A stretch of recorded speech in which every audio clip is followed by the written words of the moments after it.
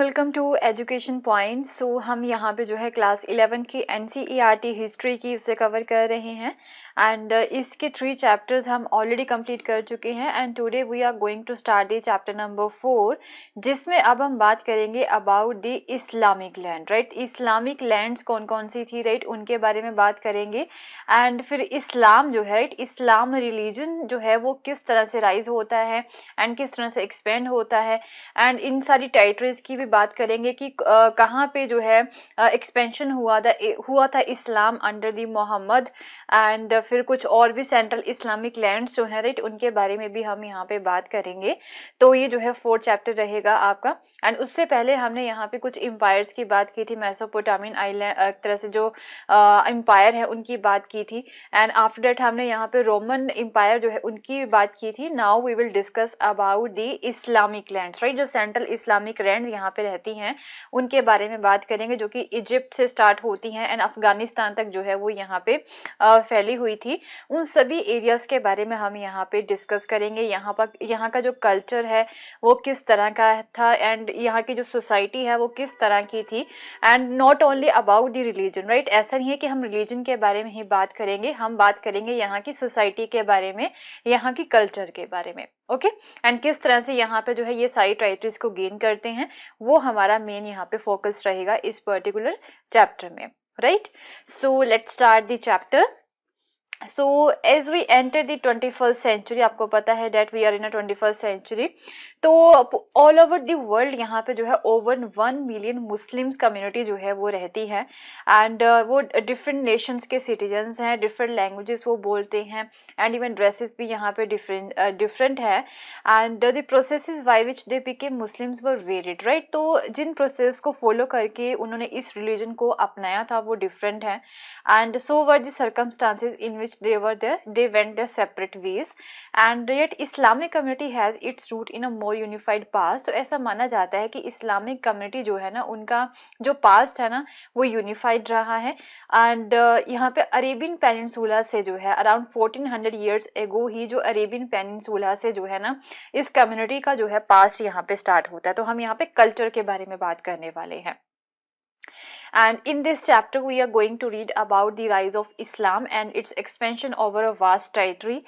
तो किस तरह से जो है वो यहाँ पे एक्सपेंशन होता है इजिप्ट से लेके अफगानिस्तान तक जो है ना ये लैंड्स जो कि इस्लामिक लैंड्स इन्हें बोला जाता है इन टेरिटरीज को, तो वो किस तरह से एक्सटेंड होती हैं। यहाँ के जो रूलर्स थे उन्होंने किस तरह से हम बोल सकते हैं कि इन टेरिटरीज को गेन किया था and the core area of the Islamic civilisation. तो यहाँ पे सिविलाइजेशन की बात होगी, राइट, वो किस तरह से रहते थे, उनका जो लाइवलीहुड है वो किस तरह का था फ्रॉम द 600 to 1200 तक की हम यहाँ पे बात करेंगे।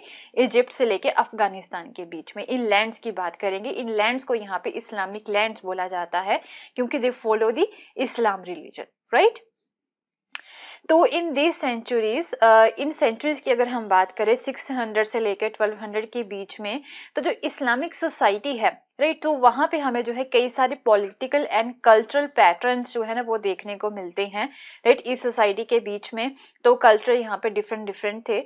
So the term Islamic is used here not only in its purely religious sense. तो यहाँ पे जो इस्लामिक वर्ड यूज किया गया है ना वो रिलीजियस सेंस में जो है नहीं यूज किया गया है, बट यहाँ पे हम बात करेंगे about the society and culture, जैसे कि मैं यहाँ पे बार बार बोल रही हूँ। ओके जो कि इस्लाम के साथ जो सोसाइटी यहाँ पे जुड़ी हुई है उनका कल्चर किस तरह का था, राइट, किस तरह के कपड़े पहनते थे, तो यही चीजें हम यहाँ पे बात करने वाले हैं। So in this society not everything that was happening originated directly from the religion. तो इस सोसाइटी में ऐसा था कि जो भी चीजें आज होती है ना वो रिलीजन से ही ओरिजिनेट नहीं हुई थी। तो यहाँ पे क्या था, but it took place in a society where Muslims and their faith were recognised as socially dominant, right. तो यहाँ पे इन लोगों के जो फेथ होते हैं ना वो थोड़े से डिफरेंट थे एंड ये अलग अलग एरिया से बिलोंग करते थे, बट जो किसी पर्टिकुलर जो फेथ होता है उसे यहाँ पे ये फॉलो करते थे।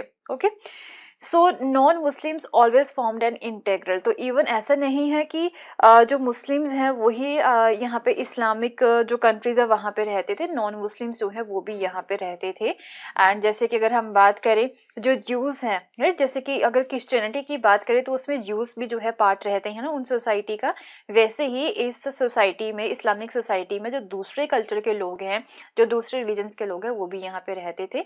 बट यहाँ पे जो मेन इस्लाम धर्म है वो ज़्यादा डोमिनेट था, दैट इज वाई जो है इन टेरिटरीज को जो है ना इस्लामिक टेरिटरीज जो है बोल दिया जाता है।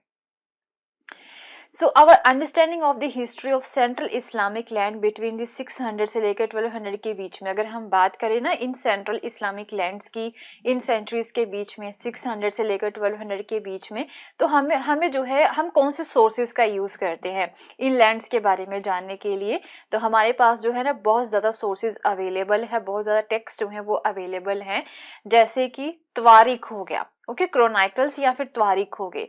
त्वारीख क्या होते हैं? Which narrate events in order of a time, right, तो एक तरह से एक क्रोनाइकल्स होते हैं, एक टेक्स्ट होता है जो यहाँ पे टाइम टू टाइम जो है ना हर एक इवेंट जो यहाँ पे हुए होते हैं ना उन्हें नरेट करते हैं, तो उनको हम जो है एज ए सोर्स यूज करते हैं। उसके अलावा कुछ सेमी हिस्टोरिकल काम होते हैं, वर्क्स होते हैं, जैसे कि बायोग्राफीज होगी, उन्हें जो है सीरा बोला जाता है, उनके लिए ये वर्ड यूज किया जाता है। That is the most important जो थिंग है आपके लिए from the exam perspective. UPSC हो, स्टेट पीएससी हो, चाहे कोई भी एग्जाम हो, तो वहां पे पूछा जा सकता है कि बायोग्राफीज का जो एक तरह से सिनोनिम क्या है, यहाँ पे तो 4 सिनोनिम आपको यहाँ पे दे सकते हैं, तो उसमें जो है एक सिनोनिम आपका सीरा हो सकता है, राइट, मीनिंग इनके यहाँ पे पूछ सकते हैं, इस्लामिक वर्ड्स जो है वो यहाँ पे पूछ सकते हैं, बायोग्राफी का इस्लामिक वर्ड क्या है, तो वो सीरा होता है। उसके अलावा the records of the sayings and doings of the profit, तो प्रॉफिट जो थे, राइट, उनके उन्होंने जो भी यहाँ पे बोला था उनके रिकॉर्ड्स हो गए, एंड जो भी उन्होंने काम किए थे उनके रिकॉर्ड्स हो गए, तो उन्हें हादिथ बोला जाता है, तो ये भी आपके लिए इम्पॉर्टेंट है। एंड कुरान की कमेंट्रीज होगी, उन्हें जो है तफसीर बोला जाता है, तो these things are also very much important from the exam perspective, तो ये चीज़ें आप जो है अच्छे से यहाँ पे समझ लीजिए। एंड उसके बाद में जो है ये हमारे लिए जो है ना सोर्सेज बनते हैं, तो इन सोर्सेज को पढ़ के जो है हिस्टोरियंस क्या करते हैं, यहाँ पे जो इस्लामिक लैंड्स है ना, सेंट्रल इस्लामिक लैंड्स, उनकी हिस्ट्री को जो है फाइंड करने की कोशिश करते हैं। The material from which these works were produced was a large collection of eyewitness reports, अखबार transmitted over a long period of time either orally or on a paper। तो यहाँ पे जो है आई विटनेस रिपोर्ट्स जो होती है, जैसे अखबार होती है, राइट, वो भी हमारे पास अवेलेबल थी, मीन इन हिस्टोरियंस के पास अवेलेबल थी, तो उन्हें भी जो है ना यहाँ पे एक तरह से ट्रांसमिट किया गया था, उनके यहाँ पे जो है टेक्स्ट होते हैं ना वो यहाँ पे लिख दिए गए थे। सो इन रिपोर्ट की जो ऑथेंटिसिटी होती है कि क्या यहाँ पे हमें ये एक प्रॉपर इंफॉर्मेशन दिलवा रहे हैं या नहीं दिलवा रहे हैं, तो इसे जो है ना काफ़ी क्रिटिकल मेथड के साथ जो है टेस्ट किया जाता था कि क्या ये जो रिपोर्ट है वो ऑथेंटिकेट है या नहीं है। एंड एक तरह से जो नरेटर की रिलायबिलिटी होती ना वो यहाँ पे अच्छे से चेक की जाती थी। ओके, ऑल्दो जो मेथड होते हैं ना वो ज़्यादा फुल प्रूफ नहीं थे, बट फिर भी जो मीडिवल मुस्लिम राइटर्स थे उन्होंने जो है ना इंफॉर्मेशन को सिलेक्ट करने में काफ़ी जो है एक तरह से ध्यान रखा था। एंड एक तरह से जो इंफॉर्मेंट्स होते हैं ना जो एक तरह से रिपोर्ट्स देते हैं, उनके मोटिव्स को भी जो है उन्होंने अच्छे से समझा था। And on the controversial issues they reproduce different versions of the same event, तो अगर कोई यहाँ पे ऐसा इश्यू होता है जो कि कंट्रोवर्शियल हो, तो वो क्या करते थे, यहाँ पे उन्होंने जो है ना एक ही इवेंट के कई सारे वर्जन्स जो होते हैं ना वो रिप्रोड्यूस कर दिए थे। एंड जो जो सोर्सेज उन्हें यहाँ पे धीरे धीरे मिलते जाते हैं, उनको लेके जो है ना वो क्या करते हैं कि डिफरेंट वर्जन्स जो होते हैं ना सेम इवेंट के, वो यहाँ पे क्रिएट करते जाते हैं। तो जजमेंट का जो टास्क होता है ना वो उन्होंने रीडर्स के ऊपर छोड़ दिया था कि रीडर जो यहाँ पे जज करना चाहता है वो कर सकता है, डिफरेंट जो उन्हें यहाँ पे सोर्सेस मिले थे उनके बिहाफ पे किसी पर्टिकुलर इवेंट के बारे में। So their description of events closer to their own time is more systematic and analytical। तो अगर हम यहाँ पे बात करें कि जो events यहाँ पे हुए थे उन्हें राइटर्स ने किस तरह से डिस्क्राइब किया था, तो काफ़ी सिस्टमेटिक तरीके से, काफ़ी एनालिटिकल तरीके से जो है वो डिस्क्राइब करते हैं। And most of the chronicles and semi historical works are in Arabic. तो लैंग्वेज की अगर हम यहाँ पे बात करें राइट। कौन सी लैंग्वेज का इन्होंने यूज किया है, तो मोस्टली अरेबिक लैंग्वेज का यहाँ पे यूज किया गया है। एंड जैसे कि तारीख ऑफ तबारी जो है वो अरेबिक लैंग्वेज में लिखी गई है, जो कि 923 में लिखी गई थी। काफ़ी अच्छी इंफॉर्मेशन जो है ये हमें इन टाइटरीज के बारे में बताती है। And which has been translated into English in 38 volumes. तो फिर जो है इसे बाद में इंग्लिश में ट्रांसलेट भी किया गया था, सो डैट कि जो दूसरे लोग हैं वो भी इसे पढ़ सके। इसके 38 वॉल्यूम्स जो हैं वो बनाए गए थे। सो पर्शियन क्रॉनिकल्स की अगर हम बात करें तो वो तो बहुत ज़्यादा कम है, and but are quite detailed. तो बट जो भी अवेलेबल है काफ़ी डिटेल वे में उन्हें यहाँ पे जो है लिखा गया है। And Iran and central Asia जो है ना, राइट, उसके बारे में तो बहुत अच्छी इंफॉर्मेशन जो है ना वो उन्होंने यहाँ पे दे रखी है पर्शियन क्रॉनिकल्स में। उसके अलावा यहाँ पे क्रिश्चियन क्रॉनिकल्स जो हैं, जो कि सीरियाक लैंग्वेज में लिखे गए हैं, वो भी बहुत कम है, फ्यूर हैं।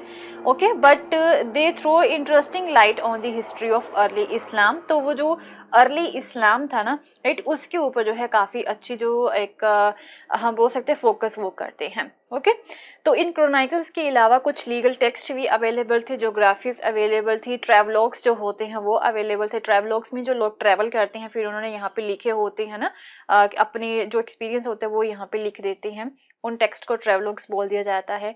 लिटरेरी वर्क्स हो गए जैसे कि स्टोरीज एंड पोइम्स होगी, तो ये भी एक हमारे लिए सोर्सेज ही बनते हैं, एंड जो कि हमारे पास्ट की जो इंफॉर्मेशन है वो हमें प्रोवाइड करवाते हैं, एंड इस्लामिक टाइटरीज के बारे में हमें ये बताते हैं। उसके अलावा डॉक्यूमेंट्री एविडेंस हो गए, right. Documentary evidence is the most valuable for writing histories. तो ये काफ़ी जो है एक तरह से वैल्यूएबल है for writing the history, and because it does not concisely refer to events and persons. तो ऐसा नहीं है कि ये जस्ट इवेंट्स एंड पर्सन्स के ऊपर ही फोकस करते हैं। डॉक्यूमेंट्री एविडेंस जो है ना वो लॉज के रिगार्डिंग हो गया। ओके, तो ऐसी कुछ चीज़ें होती हैं वो इसमें डॉक्यूमेंट्स में संभाल के रखी होती हैं। कोई यहाँ पे एग्रीमेंट हो गया तो वो चीज़ें यहाँ पे संभाल के रखी होती है, उन्हें डॉक्यूमेंट्री एविडेंस हम बोल सकते हैं। And it comes almost entirely from the Greek and Arabic papyri and the Genzier record। तो इन्हीं peppery, Greek and Arabic peppery के जो डॉक्यूमेंट्स है वो यहाँ पे अवेलेबल हैं। एंड कुछ एविडेंस हमारे पास जो है ना आर्कियोलॉजिकल एविडेंस भी हैं, ओके, जो कि एक्सकेवेशंस यहाँ पे की जाती हैं, वो भी हमारे लिए इंफॉर्मेशन बनती है, वो भी हमारे लिए एक सोर्स बनता है। उसके बाद में न्यूमिस्मेटिक हो गए एंड कॉइन्स जो यहाँ पे अवेलेबल थे उनकी स्टडी की जाती है, वो भी हमारे लिए एक सोर्स हो गया। एपिग्राफिक हो गए, स्टडी ऑफ द इंस्क्रिप्शंस हो गया, and sources which is of a great value for the economic history, art history and for establishing the names and dates. And कुछ और भी सोर्सेज है जो कि जैसे कि इकोनॉमिक हिस्ट्री होगी, आर्ट हिस्ट्री होगी, तो उनको भी स्टडी करके हम यहाँ पे इन इस्लामिक टाइटरीज के बारे में जो इंफॉर्मेशन है वो निकाल सकते हैं। एंड प्रॉपर हिस्ट्रीज की बात करें कि जो इस्लाम की जो प्रॉपर हिस्ट्रीज थी ना वो 19th सेंचुरी में जो है लिखनी स्टार्ट हुई की गई थी। किनके द्वारा लिखनी जो है स्टार्ट की गई थी? जर्मनी एंड नीदरलैंड्स के जो यूनिवर्सिटी प्रोफेसर्स हैं उन्होंने इसे लिखना स्टार्ट किया था। And colonial interest in the middle east and north Africa encourage French and British researchers. फिर धीरे धीरे अब जो है ना middle east and north Africa में भी कॉलोनियल इंटरेस्ट जो है ना ब्रिटिशर्स के, फ्रेंच के, वो बढ़ जाते हैं। फिर आप क्या था कि वो तो यहाँ पे आ रहे थे, उसके साथ साथ यहाँ पे जो फ्रेंच एंड ब्रिटिश रिसर्चर्स है ना वो भी फिर जो है इस्लाम की स्टडी करने के लिए इस एरिया की तरफ आ रहे थे, क्योंकि उनकी आर्मी जो है उन्होंने इन एरियाज को, मिडिल ईस्ट को, नॉर्थ अफ्रीका को तो अपनी कॉलोनी बना लिया था। तो obviously French and British researchers जो हैं वो भी अब यहाँ पे आते हैं इस्लाम की स्टडी करने के लिए। फिर क्रिश्चियन प्रीस्ट जो हैं उन्होंने भी जो है इस्लाम की हिस्ट्री के ऊपर काफ़ी क्लोज अटेंशन जो है वो पे किया था, एंड उन्होंने भी कुछ एक तरह से अच्छे वर्क जो है वो प्रोड्यूस किए थे। ऑल्दो उनका मेन इंटरेस्ट बस यही रहता है कि इस्लाम को क्रिश्चियनिटी के साथ कंपेयर करना है, तो ये भी हमारे लिए एक सोर्स ही बनता है। तो इन सारे स्कॉलर्स को जो है हम क्या बोल सकते हैं, इन्हें हम जो है ओरिएंटलिस्ट बोल सकते हैं, and are known for the knowledge of Arabic and Persian and critical analysis of the original text. तो इन्हें अरेबिक एंड पर्सियन लैंग्वेज के बारे में पता था, एंड जो ओरिजिनल टेक्स्ट होता है उनका ये क्रिटिकल एनालिसिस भी करते हैं। इन्हें ओरिएंटलिस्ट बोला जाता है। ओके, तो एक इग्नास गोल्डाइजर जो है वो एक हंगरियन ज्यूज थे, उन्होंने वो जो है इस्लामिक कॉलेज में उन्होंने स्टडी की थी इन कैरो, एंड एक पाथ ब्रेकिंग स्टडी जो होती है ना इन जर्मन में जो है वो यहाँ पे बनाई थी regarding the Islamic laws and theology. And जो 20th सेंचुरी के हिस्टोरियंस थे इस्लाम्स के, and they have largely followed the interest and method of orientalist, तो उन्होंने भी जो है इन्हीं मेथड्स को आगे आगे फॉलो किया था 20th सेंचुरी के हिस्टोरियंस ने, जो प्रीवियस ओरिएंटलिस्ट थे, राइट, उनकी जो मेथड्स होते हैं उन्हें इन्होंने फॉलो किया था। एंड फिर धीरे धीरे जो है फिर जो नए हिस्टोरियंस हैं फिर वो इस्लामिक हिस्ट्री के स्कोप को थोड़ा सा और वाइड कर देते हैं, नए टॉपिक्स उन्होंने यहाँ पे ऐड कर दिए थे, अलाइड डिसिप्लिन जो होते हैं वो यहाँ पे यूज किए थे, इकोनॉमिक्स, एंथ्रोपोलॉजी, स्टैटिस्टिक्स जो होते हैं, राइट, इस तरह के डिसिप्लिन जो है उनकी भी स्टडी इन्होंने यहाँ पे की थी। एंड फिर the historiography of the Islam is good example of how religion can be study with modern historical methods. तो ये जो हिस्टोरियोग्राफी है ना इस्लाम की, जितने भी हमारे पास सोर्सेज अवेलेबल हैं, वो एक गुड एग्जाम्पल है कि रिलीजन को किस तरह से हम स्टडी कर सकते हैं एक मॉडर्न हिस्टोरिकल मेथड्स का यूज करके, okay. And by those who may not share the customs and beliefs of the people they are studying, right. तो हम जो है किस तरह से एक प्रॉपर रिलीजन को स्टडी कर सकते हैं एक मॉडर्न हिस्टोरिकल मेथड्स का यूज करके, बस यही चीजें इन्होंने यहाँ पे बताने की कोशिश की हुई है। एंड आगे हम यहाँ पे क्या करेंगे इस चैप्टर में, जो कल्चर है एंड जो सोसाइटी थी इन एरियाज की, इन इस्लामिक कंट्रीज की, उनके बारे में हम यहाँ पे बात करेंगे, ओके। सो मिलते हैं फिर अपने नेक्स्ट वीडियो में। एंड अगर आपको मेरा कोर्स पसंद आया तो इसे शेयर करना ना भूलें। Thank you so much, have a nice day, bye bye.